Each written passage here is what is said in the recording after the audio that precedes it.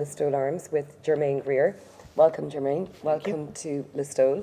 Welcome to Kerry. I'm slightly overawed that you're here because you really are an icon, and obviously you're a person and you're amazing, and you mean an awful lot, certainly to Irish women, I think.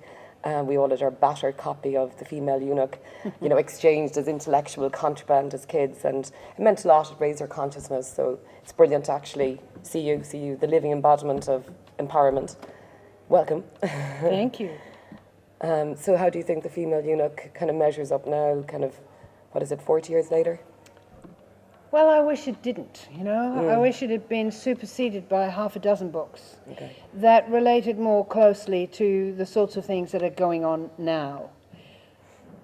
I don't spend a lot of time thinking about the issue because I don't give myself credit for anything. What happened was I wrote a book. I wrote the best book I could then. I'm a better writer now than I was then. And what made it important was that women read it. Yeah. And they read it with a feeling of recognition. Their ears pricked up and they thought, I'm not nuts. This is not a life for anyone, the life that I've been told I want to live. And so they sniffed the air and began thinking about ways they might change things.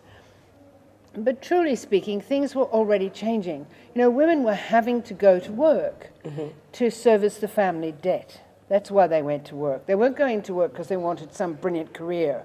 They had no choice. It was consumerism and because the real wages railroad weren't enough anymore to give a family what was considered basic, like a fridge, a TV, washing machine, carpets. All this weird stuff that happened, that we suddenly all had champagne carpets, which meant we had to vacuum the damn things all the time. And buy vacuum cleaners and all the rest of it. We were throwing our children's clothes in the washing machine every few hours because they couldn't be seen in a grimy top. To be shabby, yeah.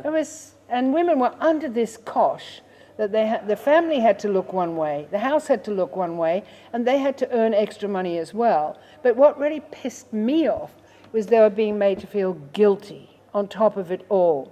The kids have problems, it's because you're not there for them. It's because you're at work. Your children are latchkey children. Constantly dragging the women down and making them take responsibility for things that were not their responsibility at all. And I think that's really probably where my indignation took off. That this is enough, guys. It's enough that we have to manage our reproductive career, and the means they gave us to do that were rubbish. Yeah. The first oral contraceptives were outrageous. We poisoned ourselves with those damn things. Ended up with huge swollen ankles and bursting veins, and some of us went blind and some of us died.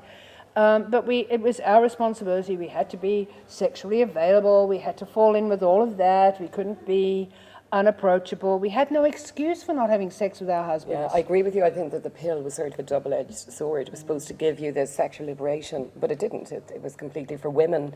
They had to accept all the side effects of the drug, and amongst the side effects was lack of desire. Yeah, exactly, lack of libido. A dry vagina and lack of desire. Thanks, guys. Oh, and then guess what? Then we get a whole range of pelvic infections. It's really a picnic. Thank you.